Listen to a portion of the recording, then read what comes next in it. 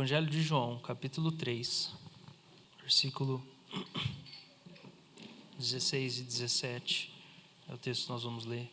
João 3, 16 e 17, está escrito: porque Deus amou o mundo de tal maneira, que deu o seu Filho unigênito, para que todo o que nele crê não pereça, mas tenha vida eterna. Porque Deus enviou o seu Filho ao mundo, não para que condenasse o mundo, mas para que o mundo fosse salvo por ele. Agora eu quero que você vá para João, capítulo 1, versículo 10. Pode deixar de fundo a nossa arte. João, capítulo 1, versículo 10 até o versículo 18. Perceba a palavra mundo, quantas vezes ela aparece, e a palavra filho. O verbo estava no mundo, e o mundo foi feito por meio dele, mas o mundo não o conheceu. Veio para o que era seu, e os seus não o receberam. Mas a todos quantos o receberam, deu-lhes o poder de serem feitos filhos de Deus, a saber, aos que creem no seu nome, aos quais não nasceram do sangue, nem da vontade da carne, nem da vontade do homem, mas de Deus. E o Verbo se fez carne e habitou entre nós, cheio de graça e de verdade, e vimos a sua glória, glória como do unigênito do Pai. João dá testemunho a respeito dele e exclama: este é aquele de quem eu dizia, ele vem depois de mim, mas é mais importante do que eu, pois já existia antes de mim. Porque todos nós temos recebido da sua plenitude e graça sobre graça. Porque a lei foi dada por meio de Moisés, a graça e a verdade vieram por meio de Jesus Cristo. Ninguém jamais viu Deus. O Deus unigênito, que está junto do Pai, é quem o revelou. Verso 18, de novo, peço que você leia comigo em voz alta. Ninguém jamais viu Deus. O Deus unigênito, que está junto do Pai, é quem o revelou. Que o Senhor se agrade de abençoar a pregação da sua palavra. Amém. Quando era criança, se a minha memória não me falha, tem uma coisa que a gente esperava ou tinha uma expectativa de acontecer nesse tempo do ano, que era encontrar o Papai Noel. Encontrar o Papai Noel, e se a família tivesse um pouco mais de dinheiro, ia tirar uma foto da máquina fotográfica da gente no colo do Papai Noel ou alguma coisa parecida. Hoje eu não sei se os pais ainda deixam as crianças sentar no colo do Papai Noel, porque o mundo mudou, não é mesmo? Deixar a criança sentar no colo de estranho é uma coisa que hoje a gente está mais alerta, mais acautelado. No entanto, mal sabiam, né, as crianças que o tal do Nicolau tinha metido um murro na cara diário para defender o verdadeiro sentido no Natal, quando nos primeiros séculos da igreja, Nicolau, que entregava os presentes escondidamente no período da celebração do Natal, ele entrou numa disputa por causa da divindade de Cristo para rebater a heresia do arianismo, de que Jesus não tinha essas duas naturezas, como a gente acredita, totalmente Deus, totalmente homem. E o Papai Noel deu um soco na cara do herege. Essa é a verdadeira história. As crianças não sabiam disso, elas queriam o colo do Papai Noel. Mas aquilo era um pouco mágico, né, para a gente quando criança. Nossa, o Papai Noel, e o que vai acontecer quando a gente encontrar ele? E o que ele vai fazer? E como é que vai ser? E será que a barba é de verdade? E aquela coisa toda. E parece que os adultos não estavam assim tão animados de encontrar o Papai Noel como as crianças. As crianças queriam, eu quero abraçar o Papai Noel, eu quero sentar no colo do Papai Noel, eu quero ver, será que ele vai me dar um presente? Será que ele vai me dar um presente? E as crianças estavam assim. E os adultos parece que não, parece que os adultos estavam céticos quanto ao velhinho invasor de chaminés. Parece que os adultos não estavam tão animados assim, parecia que não tinha algo tão especial em relação ao Papai Noel. E essa era uma diferença, e é uma diferença clara entre adultos e crianças. Nos adultos não havia essa presença de expectativa, de emoção, de empolgação. Os adultos olhavam e pensavam, esse homem aí está fantasiado, ele está ganhando um troquinho, e esse é o trabalho dele. Para as crianças não, havia uma mágica. Quando Jesus fala para nós sobre a necessidade de entrar no reino de Deus. Nesse texto mesmo do capítulo 3 de João, ele fala para Nicodemos que é necessário que a gente volte a ser criança para entrar no reino de Deus. Eu tenho a impressão de que alguns de nós nos tornamos como criança para a gente entrar no reino de Deus. Mas depois de um tempo, a gente passa o restante da nossa vida cristã como adulto de novo. Parece que a gente vai envelhecendo muito rápido, mesmo tendo entrado no reino de Deus como criança. E Jesus fala que o reino é das crianças. Parece que há uma distinção clara entre esse espírito de criança e o espírito dos fariseus. Os fariseus são aqueles que sabem de tudo, eles não têm essa necessidade das coisas pequenas ou fantasiosas da vida ou da expectativa. Tudo está sob controle para os fariseus. Eles entendem bem as dinâmicas, as métricas, eles colocam o caminho, falam, faça isso que vai ser assim. E as crianças sonham, as crianças imaginam, as crianças sabem da sua pequenez, elas sabem da sua dependência. Os fariseus parecem que não precisam desse Salvador, dessa graça, dessa misericórdia. E os pais do deserto, quando a gente vai estudar um pouco sobre a história da igreja, os pais do deserto na antiguidade, eles falavam que um discípulo de Jesus, ele precisava encontrar a criança interior dentro de si. Eles pegam essa imagem de que Jesus fala que a gente tem que voltar a ser criança para entrar no reino, e eles desenvolvem essa ideia, a gente precisa encontrar a criança interior. O que é a criança interior nesse discípulo? Você sabe que é muito interessante que a evangelização, ela é você trazer a mensagem da graça de Deus para alguém, e por essa mensagem a pessoa volta a ter a capacidade de aprendizado. Adulto não é ensinável. Adulto não aprende com facilidade. Adulto tem cristalizado as suas crenças, os roteiros, por onde que a gente faz, o que é certo, o que é errado. E o Evangelho, ele tem esse poder de fazer a gente se tornar ensinável outra vez. E a gente recebe um nome de discípulo. Quer dizer, parece que a gente entrou numa sala de aula, na verdade não é assim, porque não era sala de aula. Mas a gente, de repente, ganhou um professor que vai nos ensinar tudo acerca da nossa vida. Mas tem muito discípulo que não é discípulo, porque ele não é ensinável. Ele está convicto de tudo.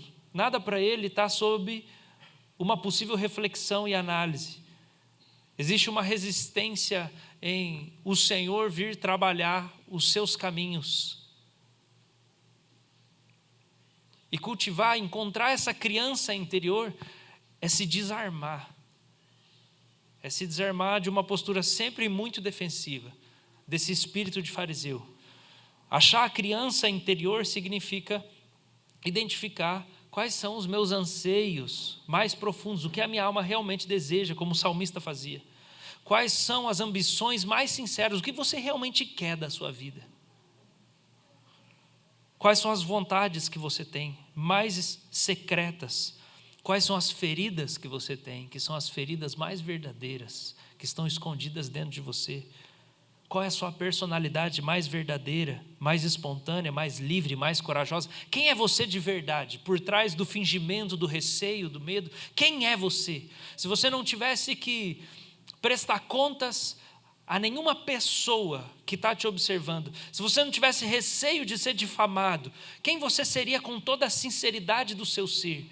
Quais são as suas falhas, os seus pecados, os seus anseios, as suas dores, as suas alegrias? Essa criança interior, porque criança não esconde muito as coisas, não é?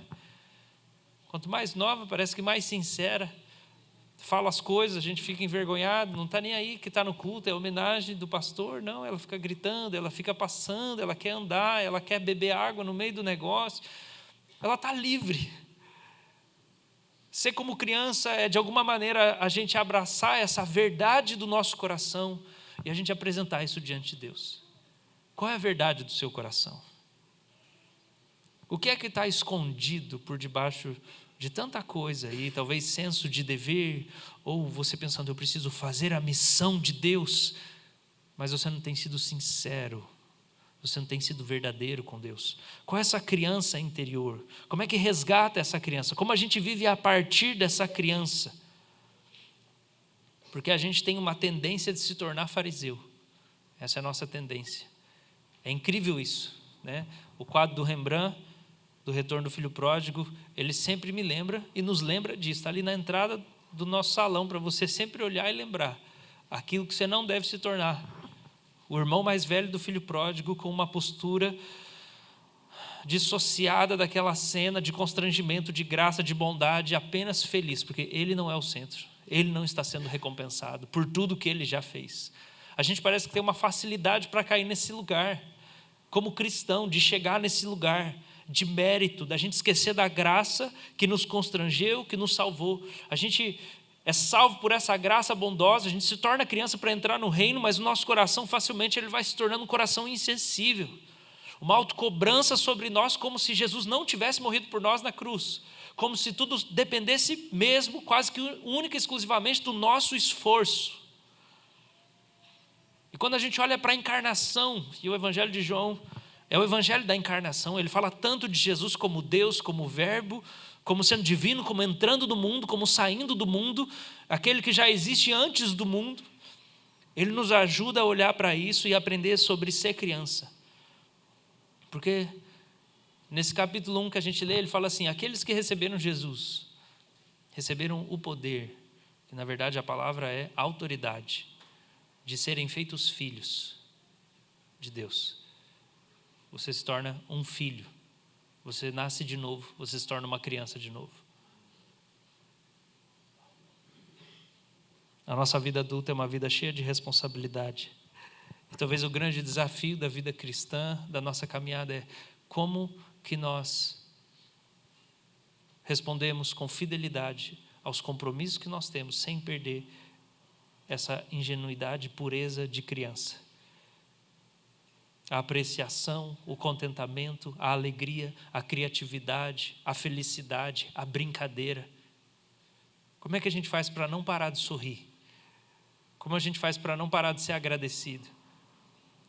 Eu pergunto para você, isso são marcas da sua caminhada com Deus, da sua vida cristã? Liberdade, criatividade, alegria, contentamento. Isso marca a sua caminhada com o Senhor? Será que você é uma criança que quer subir no colo do papai do céu?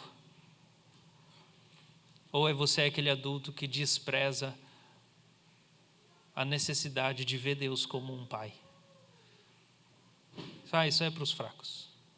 Deus é o Senhor, o Todo-Poderoso, soberano, Deus de Abraão, Isaac e Jacó, mas não consegue chamar Deus meu papai. Quem que você é? O que marca a sua caminhada com o Senhor?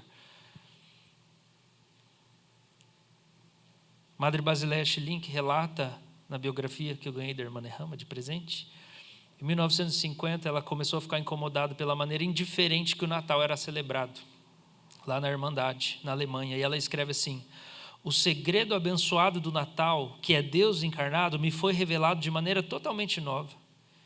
E para a maioria de nós na Irmandade, o segredo do Natal havia sido questão intelectual até aquela época. Um conceito, um pensamento, um fato, uma tradição. Mas não um acontecimento vivo ou uma fonte de vida divina. E dessa vez Deus queria nos preparar um Natal que mudaria nosso coração e traria uma nova dimensão à nossa vida espiritual. No entanto, naquele ano, quando o Natal chegou, não havia chama nenhuma no coração das irmãs. Não havia vontade de ensaiar os cânticos natalinos. E não havia profundidade nenhuma na adoração.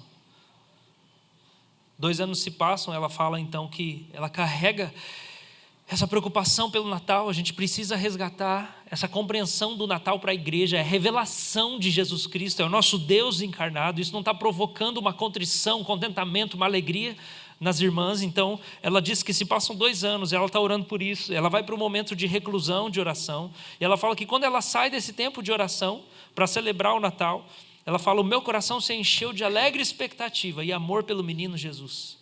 E naquele ano, o menino Jesus tornou-se real para nós. Aquilo que havia acontecido em Belém há muito tempo tornou-se um acontecimento presente. O menino Jesus nos transformara em crianças, felizes, espontâneas, simples e amáveis. Ele havia começado a livrar-nos da nossa formalidade, orgulho e satisfação. A semente da verdadeira adoração havia sido plantada em nosso coração. Não mais podíamos ficar ao redor da manjedoura como adultos.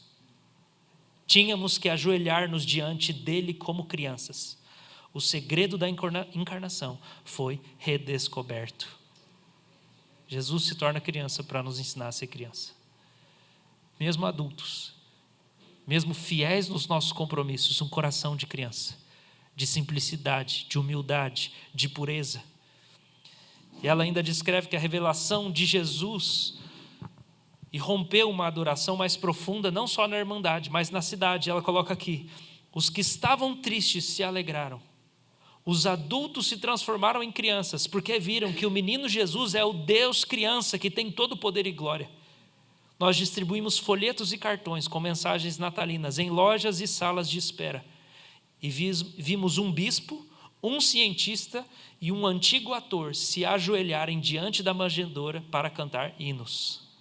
As pessoas estavam aprendendo novamente a adorar a Deus com alegria diante da manjedoura. Eu achava que esse negócio era coisa de católico. Menino Jesus, não gostava dessa expressão. A gente tem umas coisas nossas, né, que a gente não gosta. Menino Jesus, que menino Jesus? Jesus é homem, já está velho, já tem 2000 anos já de corpo. Ignorância minha.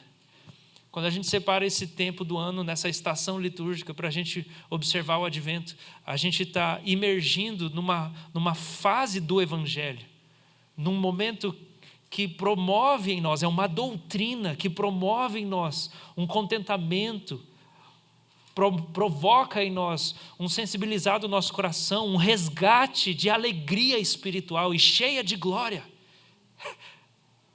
Pensar que Deus se tornou um menino. E esse é o convite do Senhor para nós. Quando os discípulos estão lá, naquelas disputas e ambições deles, e Jesus faz uma coisa muito simples: eles pegam uma criança e botam no meio da roda. É assim que vocês têm que ser. Vocês querem entrar no reino? Vocês têm que ser igual a essa criança.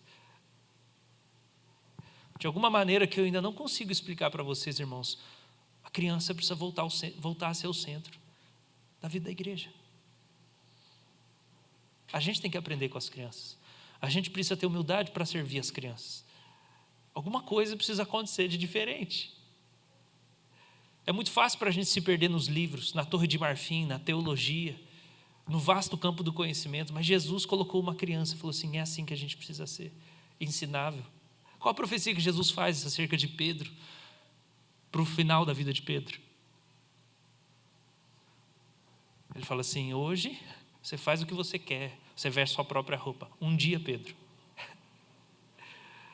alguém vai vestir uma roupa em você e vai te levar para onde você não quer.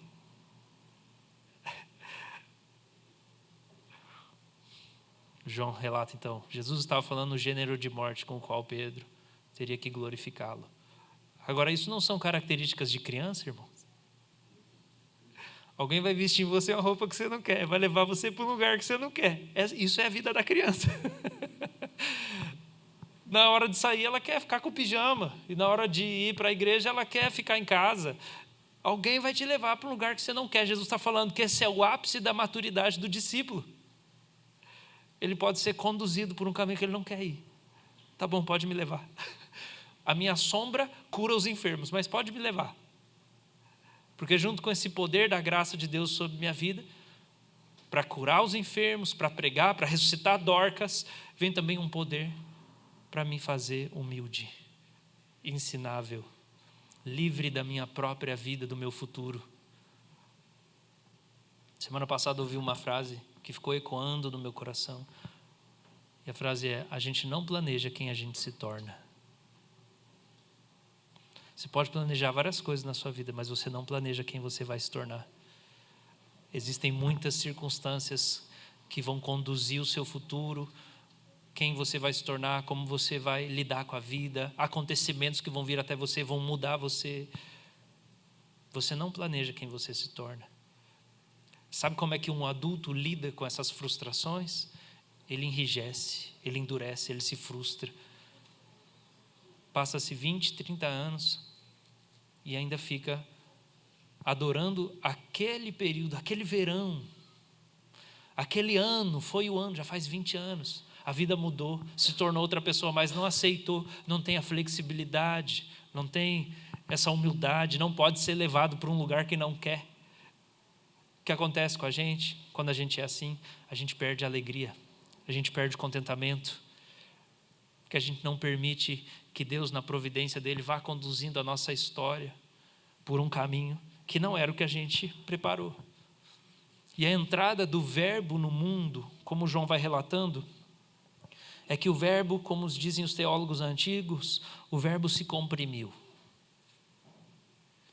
Ele se abreviou. Como eu já disse aqui, Jesus é a eterna palavra de Deus, como se ele fosse um palavrão gigante, e ele se abreviasse. É JC. É abreviação, encurtou. Ele se comprimiu, ele restringiu algumas funções dos seus atributos para que ele pudesse caber dentro da mão de Deus. Isaías 49 fala isso, que na sombra da mão dele, na sombra da mão de Deus, Jesus foi colocado. E ele é colocado dentro do ventre de Maria, dentro do ventre daquela menina. Ele se comprime, ele se diminui, ele se esvazia, ele se abrevia para ele caber dentro das linhas do cosmos, para ele caber dentro dessa criação que ele mesmo fez, que é uma criação limitada. Ele vai entrar numa contingência. Pode me colocar lá. Pai, pode me colocar lá. E ele entra do mesmo jeito que ele vai sair. Pai, em suas mãos eu entrego o meu espírito. E ao terceiro dia o Pai ressuscita ele. O tempo todo Jesus está nessa postura de menino. Mesmo quando ele é adulto, é o coração de menino. Mesmo quando ele é o mestre, é como um menino, é como uma criança. É alguém que fala, eu não faço nada que o Pai não estiver fazendo. É adulto, mas ainda nessa relação com Deus de pai e filho. É assim que ele entra. O verso 18 é o centro da mensagem nessa manhã. Ninguém viu Deus. Ninguém viu Deus. O Deus unigênito que está no seio do Pai é quem o revelou. O comentarista Liam Morris, ele escreve o seguinte sobre essa parte. O verbo está expressa uma união contínua. O unigênito está continuamente no seio do Pai. Versículo 18. O Filho unigênito, o Deus unigênito que está no seio do Pai, ou está junto do Pai, significa que ele está continuamente no seio do Pai. Mesmo naquele momento em que Jesus estava como encarnado, ele estava no seio do Pai. E o seio, gente, é essa parte aqui, ó. É o colo, é entre o peito e as coxas. Esse é o seio. Essa é a parte. E o que João está relatando é que, apesar da natureza humana de Jesus, da encarnação de Jesus, ele ainda está sentado no colo do Pai, lá na mansão celestial. Ele ainda é o Deus Todo-Poderoso. Ele ainda está sustentando todas as coisas com a palavra do seu poder. E ao mesmo tempo ele está ali, como uma criança sendo gerada naquele ventre, que depois vai ser deitado sob uma manjedoura, depois vai ser amamentado no colo de uma mãe humana, natural, de carne e osso. Mas enquanto ele está ali, ele também está lá. Isso é mistério para nós. Enquanto ele está no colo de Maria, ele está no colo do Pai na eternidade. Ele está no seio de Deus. O verbo é contínuo. O verbo, o unigênito de Deus, está no seio. O que significa? Que quando o verbo se tornou carne, suas atividades cósmicas não permaneceram suspensas até o fim da sua vida terrena. Ele continua Deus e agindo como Deus enquanto ele tem esse corpo. Há mistérios aqui que não podemos sondar, mas devemos certamente sustentar que a encarnação significou o acréscimo de algo que o verbo estava fazendo, em vez da cessação da maioria das suas atividades. Então, Cristo, enquanto dentro do mundo, ele é 100% humano, mas ele permanecia espiritualmente Deus e presente no seio, no colo do Pai. Ele continuava sustentando todas as coisas com a palavra do seu poder. Atanásio escreveu: por essa razão, o verbo de Deus incorpóreo, incorruptível, imaterial, veio à nossa terra, embora dela não estivesse longe anteriormente, conforme Atos 17. Quando Paulo fala, será que tateando a gente não pode encontrar ele? Ele não está tão longe de nós. De fato, ele não abandonou parte alguma da criação, mas tudo enche, permanecendo, contudo, unido ao Pai. Mas vem por condescendência, favorecendo-nos com sua filantropia e manifestação. Essa é uma palavra grega do Novo Testamento que Paulo usa na carta, filantropia, amor pelos seres humanos. O verbo vem por amor aos seres humanos, filantropia. Ele teve piedade da nossa raça e misericórdia da nossa fraqueza.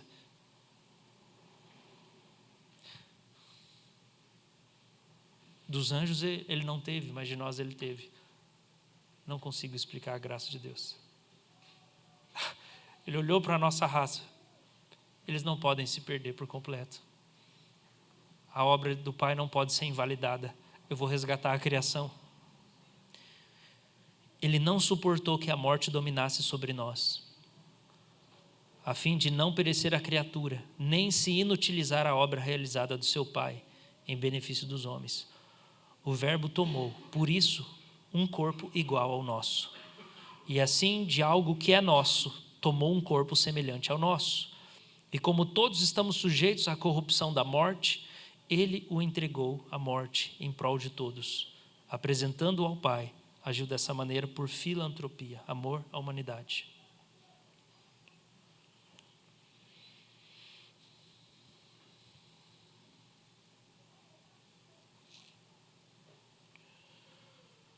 Agora, na teologia do Oriente, na Igreja Oriental, existem alguns conceitos que se tornaram mais fortes do que para nós no Ocidente.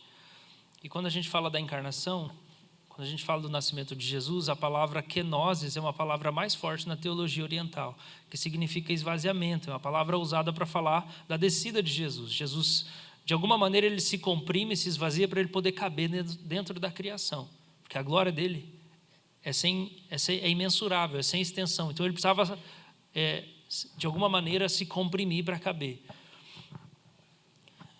E o que os teólogos orientais falam é que Jesus, ele abraça esse esvaziamento, essa kenosis, para que depois haja uma outra coisa, que eles chamam de teosis, que é a deificação do ser humano.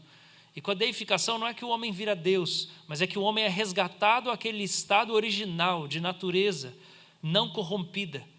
Então, o que é trabalhado é que Jesus ele desce para que ele possa nos elevar junto com ele em comunhão com o Pai. E esse é o motivo do verbo ter entrado no mundo. Jesus se torna uma criança, ele vem e ele entra no mundo, e João faz questão de falar isso, ele entrou no mundo. Ele não é uma criatura, ele não estava aqui desde o começo da criação, ele não foi criado junto, ele estava lá fora e ele entrou.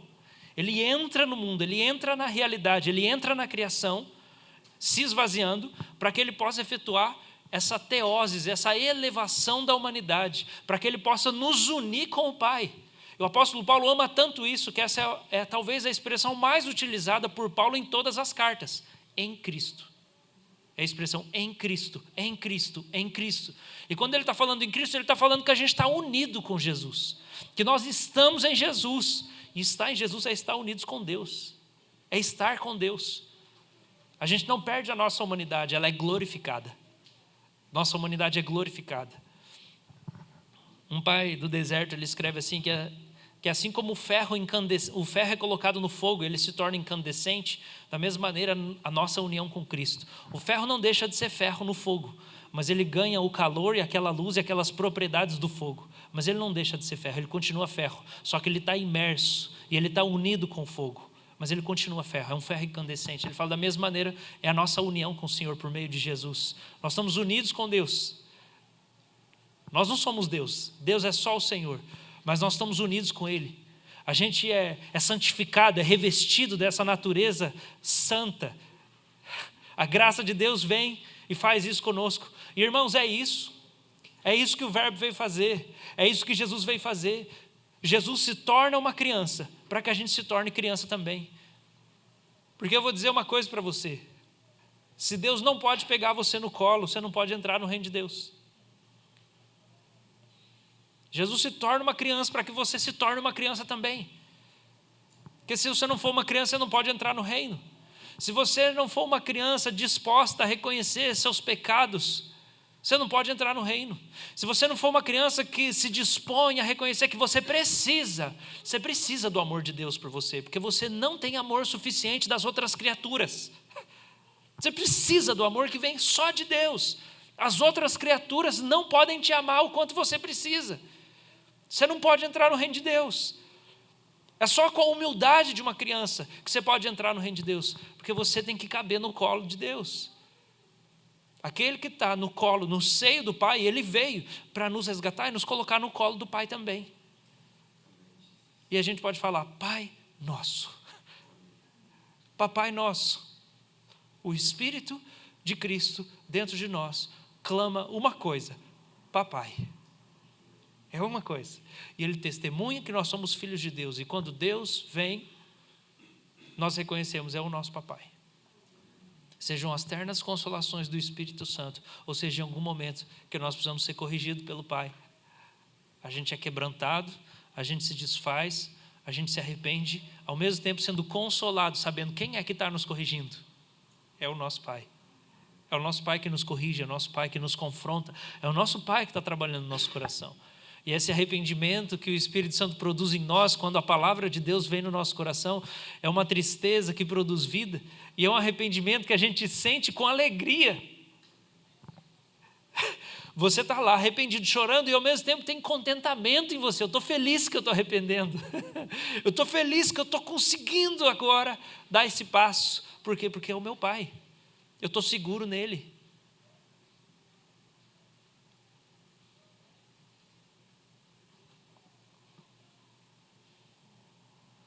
O apóstolo João vai chegar no versículo 18, que é o clímax de todo esse desenvolvimento aqui, e ele fala no verso 17 que a lei foi dada por meio de Moisés.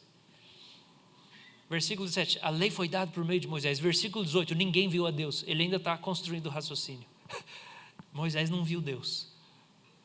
Ele está querendo fazer uma declaração bem chocante aqui. Não, mas Moisés viu as costas da glória de Deus. Mas ele não viu Deus. Não, mas ele descia brilhando, a cara dele brilhava quando ele descia do monte, mas ele não viu Deus. Ele viu os mullets de Deus. Ele não viu Deus. João está falando, ninguém viu Deus. Mas ele fala, mas o único, o gerado da mesma natureza, o unigênito, que é gerado da mesma natureza de Deus, ele não só viu, ele está sentado no colo de Deus.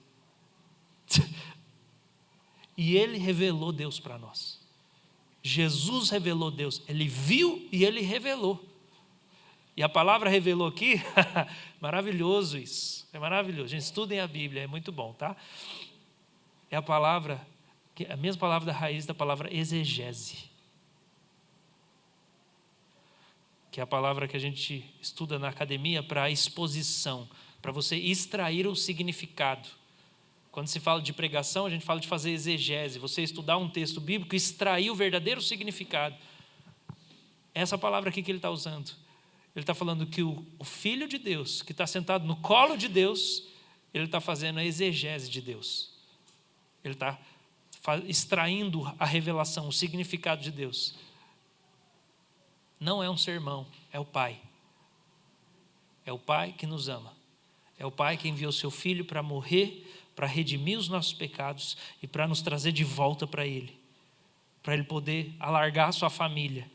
Para Ele fazer você entrar no reino como uma criança. Para Ele te dar um novo coração, que pode se alegrar com as pequenas coisas, que pode dar risada por qualquer coisa, que pode ter a sua vida sendo guiada por um caminho que você não queria. E você aceita e se contenta e se alegra.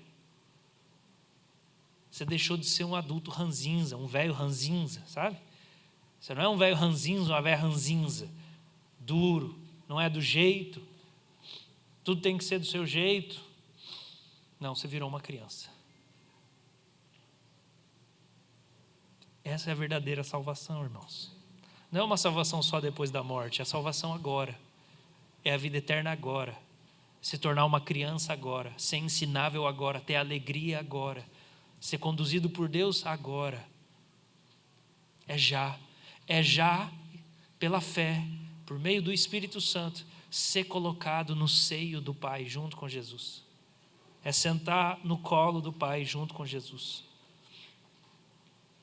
Jesus fez a exegese do Pai. Sabe como é que a gente sabe? Porque ele fala, quem me vê o Pai. E não só isso. Porque ele que estava sentado e reclinado, a cabeça no peito do Pai, ele revelou o Pai. Ele fez exegese do Pai, por quê? Porque a gente vê que quando ele estava com os discípulos dele, teve um discípulo que entendeu isso. Teve um discípulo que experimentou a mesma coisa. Ele colocou a cabeça no peito de Jesus. O discípulo João, ele foi quem entendeu a exegese. Ele entendeu a mensagem. Ele entendeu a revelação. Porque ele entrou no lugar que Jesus estava. Vem cá, Jesus. Ele põe a cabeça no peito de Jesus e ele pergunta um segredo para Jesus. Que Pedro não tem as moral de perguntar. Quem é que vai trair no seio? João, pergunta lá. Pergunta para ele, você quer mais chegado? João põe a cabeça, Jesus, quem vai te trair? Ele encosta a cabeça no peito de Jesus e pergunta segredos. João entendeu. Porque esse é o lugar de Jesus. Lucas capítulo 10, ou então Mateus capítulo 11, Jesus fala assim, porque essas coisas foram escondidas, ocultadas dos sábios instruídos, elas foram reveladas para os pequeninos. Jesus fala em João capítulo 15, porque tudo que o Pai me revelou, eu entreguei para vocês. É uma troca de segredo no lugar de intimidade.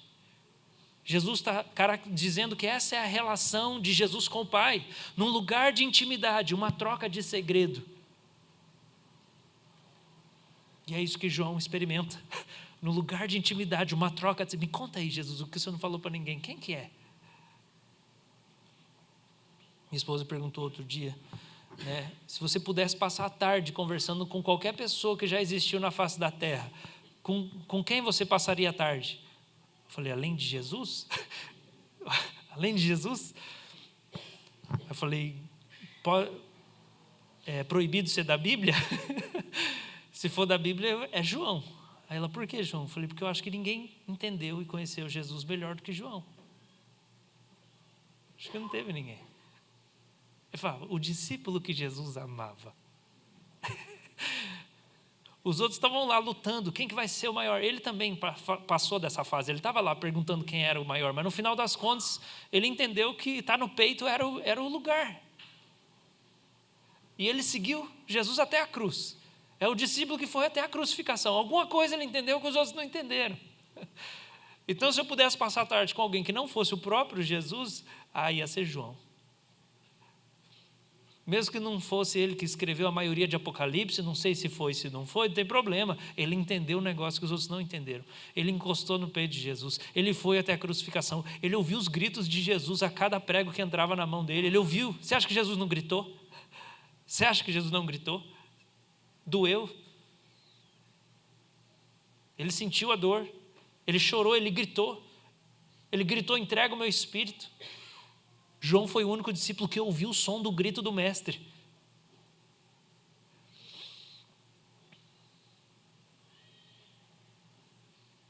Esse é o convite do Evangelho para nós. Vem perto, conhece o coração de Deus, conhece as dores do coração de Deus, conhece o consolo do coração de Deus.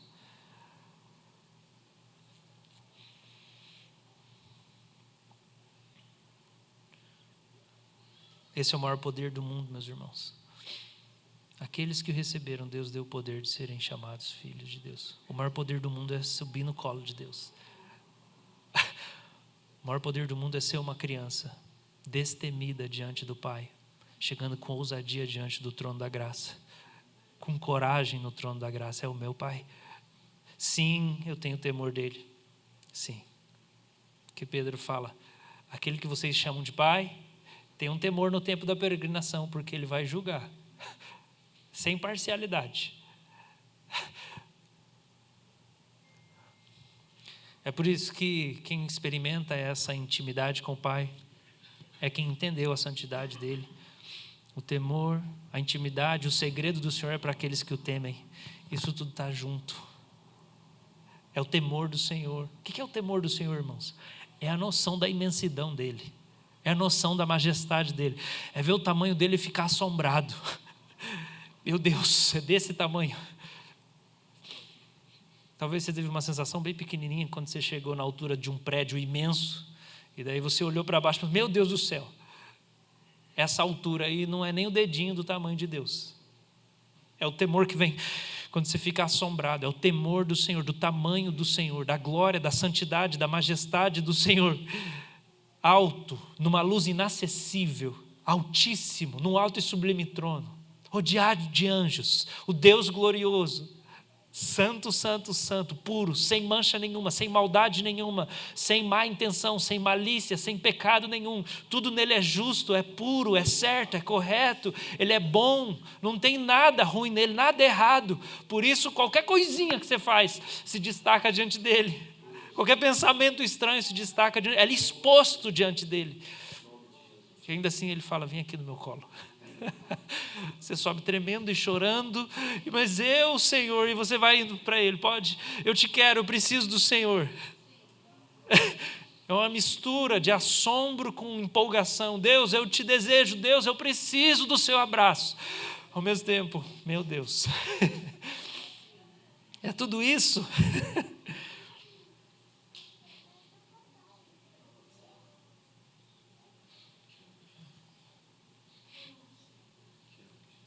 Eu quero terminar com uma citação de uma autora francesa chamada Teresa de Lisieux, ou Teresa do Menino Jesus.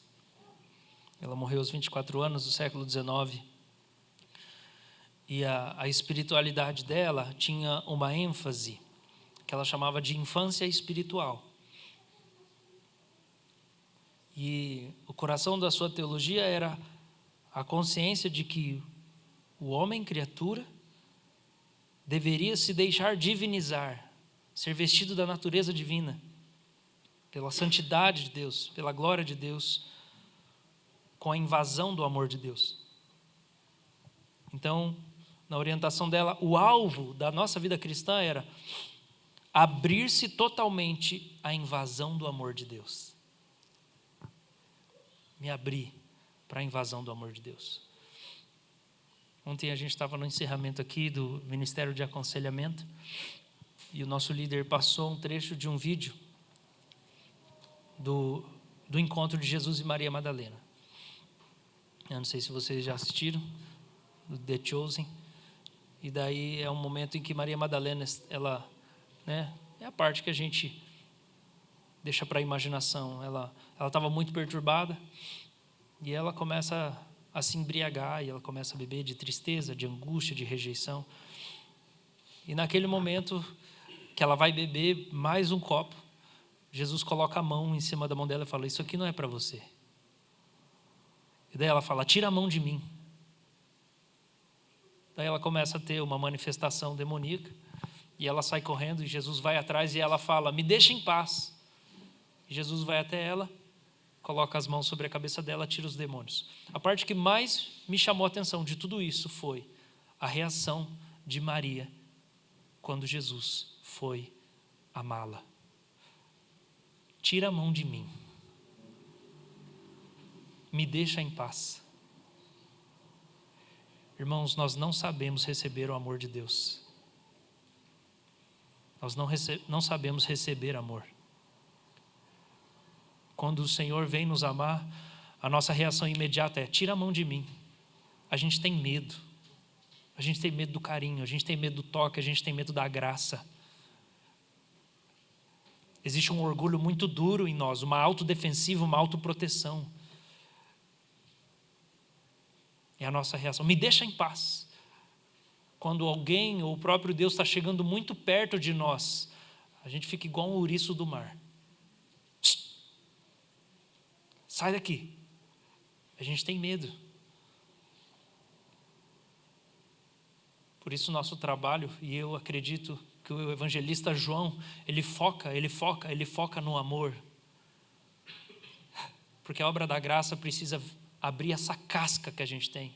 E a gente precisa alcançar uma abertura para a invasão do amor de Deus ser crescente em nós. Porque o amor é o cumprimento da lei. Só que esse amor não está em nós, ele precisa ser continuamente recebido.